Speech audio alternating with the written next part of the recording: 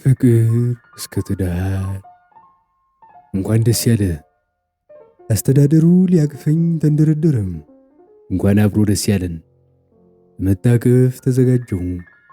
አቅፎኝ ተንፍሶ ይህን የምስራች ለመንገር ጓጉች በጠዋት መጣው። በርበሩን ሳይ ነው የረፈደው ላለኝ። ነፃነቴን ፍጹም ሊሆን እንደሆነ ይሰማኛል። እምበርብር ጋር ከተላኩት 3 አማቾች አንዱ አስተዳደሩ ነው።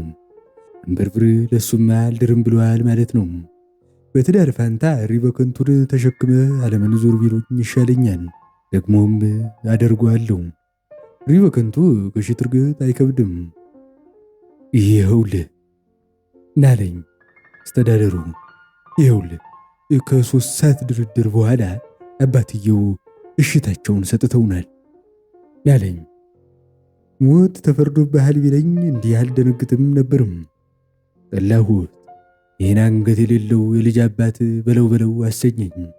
ጠመንጃ ያለ ጥይት ዱላ ወንድ ያለ ሴት ነው ላላ ይባላል አለም። አስተዳደሩም ተራሽ ነው። ተረት የሌለበት የታባቴ ልድረስ።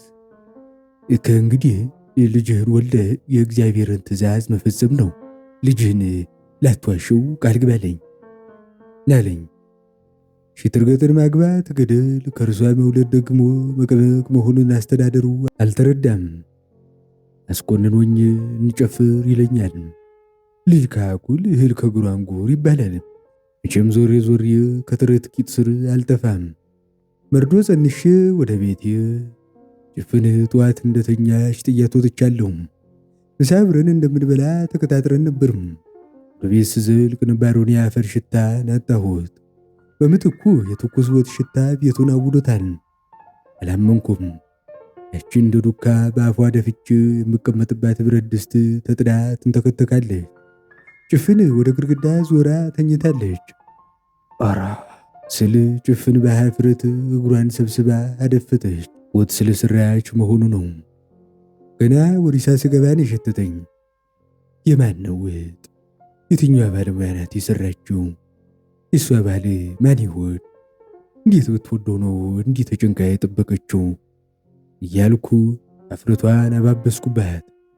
ከኋላዋ ትከሻዋን ያዝ ሳደርጋት በልቀቀኝ መንጨቅጨቅ ብላ የበለጠ አደፈጠች። አንገቷ ላይ ሳምኳት። ወዲያው ዘወር ብላ በማቀፍ ፊቷን ከእይታዬ ለመሸሸግ ሞከረች። ስታፍር የበለጠ ታምራለች ልበል? ጭፍን ከአፍረቷ እንድታገግም ብዙ ልምምጦችን መቀለብ ነበረብኝ። ባልጸና የአፍረት አቋሟ ተነስታ ተንጎዳጎደች። እንጀራው በፌስታል ተገዝቶ ተቀምጦ ኖሯል። ፍሬ ስላልነበረ እዚያው ፌስታሉ ላይ ተዘረጋም። ለካ ጭልፋም አልነበርም። ድስቱን ባሮጌ ጨርቅ ይዛ እንጀራው ላይ ወጡን ያፈሰሰችው። እየተጎራረስን መብላት ጀመርን። ጭፍን ታጎርሰኛለች እንጂ ወደ አፏ አትልም ነበርም። ሳጎርሳትም ጉርሻው አፏ ውስጥ ይንከራተታል። ለምን በሚል አልተብከነከንኩም። አውቄዋለሁ፣ ገብቶኛል። ስለ ጉዳዩ አንስቼ መወያየት ግን ከሞት ገዝፎ ያስፈራራኛል። በነገር አንዣብቤ የምፈልገው ላይ ለማረፍ አሰብኩ። ፍቅር እስከ ክብር ከምን ደረሰ ናልኳት። ፊቷ ቅጭም ብሎ ተቀይሯል ናለችኝ። ለምን? እንዴት? ወዴት? በነገር ስሳክር እንደማያደርገው ንግግር ተርበተበተብኝ። ፍቅር እስከ ትዳሮ ብየዋለሁ፣ ጥሩ አይደለም ላለችኝ። የነገር ጢራራዬን በአንድ ምት አውረደችው። ማንዣበቡ ከሸፈ። ምን እናድርግ ናልኳት። ምንም ምን እናድርግ አልኩ። በቃ ወድጄህ ነበረ በጣም። ለምን እንደሆነ ለእኔም አልገባኝም እያለች እንባዋ ሲመጣ ፊቷን መለሰችው።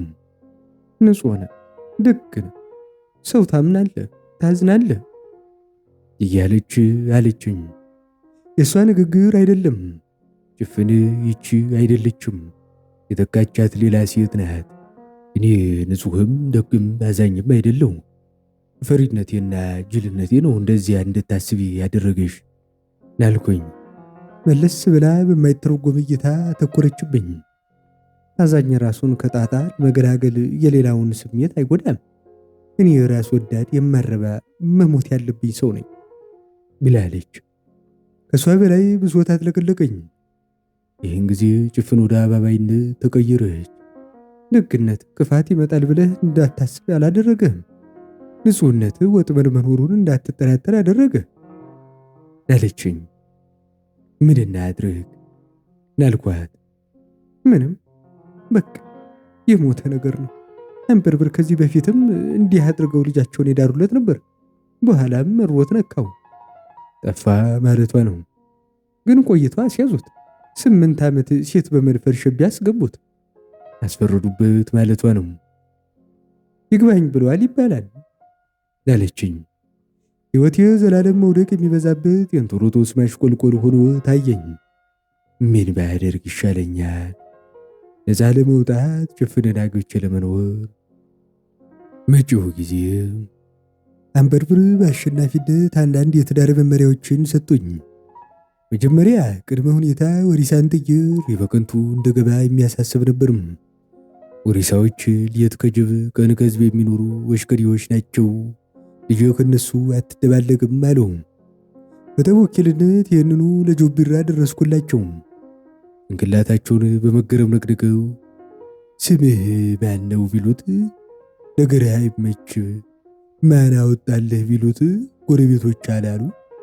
የእሱ ነገር የቸገረ ነው ይልቅየ አለው።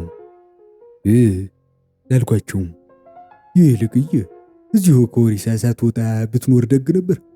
የወህዴድ ምዝጉባ ባለህና ከጥቅሙም ልትጋራ ይገባል አሉኝ።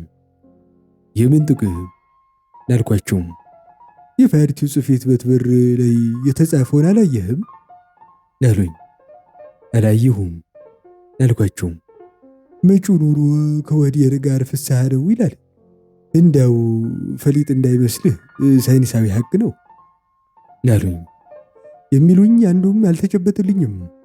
ግራ በመጋባት ናየኋቸው። ይኸውልህ ልጆቻችን ደረሱልን። የወሪሳን ውሃ ጠጥተው በአፈሯ ተጫውተው በትምህርት ቤቷ ሀሁ ቆጥረው ያደጉት አሁን በዚህ መንግስት ቁልፍ ቦታ ይዘዋል። የወዴድ ምዝጉብ አባልም ናቸው።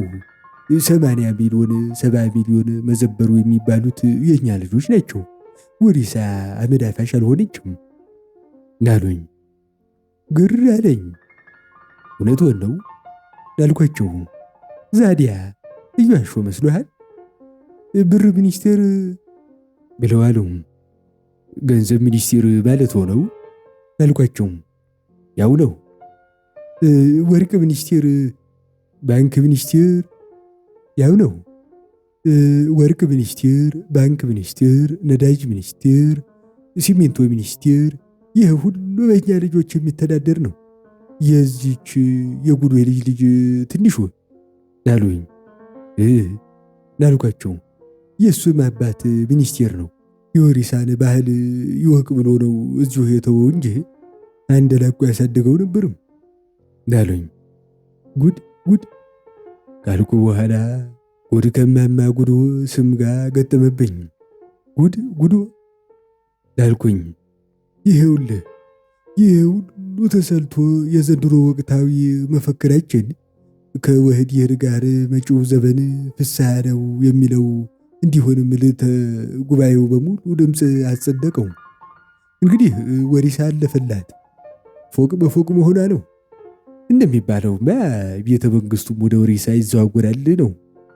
እዚህ ከፍ ብሎ ወደ ፓርቲው ጽሕፈት ቤት መግቢያ ጋር ወይራ የለም?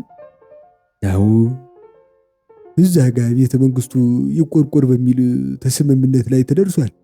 ፊት ለፊት ደግሞ የሰማዕታት ሐውልት ይቆማል ላሉኝ። የምን ሰማዕታት ላልኳቸው የኛ የወሪሳ ጓደላ ፈውስ ሰማዕት አይደለምን? ስንቶቹ በዱር በገደሉ ባይሆንም በየጣሪያውና በየባሱ ላይ አልተገደሉም ላሉኝ። ላው ልጅ ላልኩኝ እንግዲህ ወሪሳን የነካ መንግስትን የነካ ነው።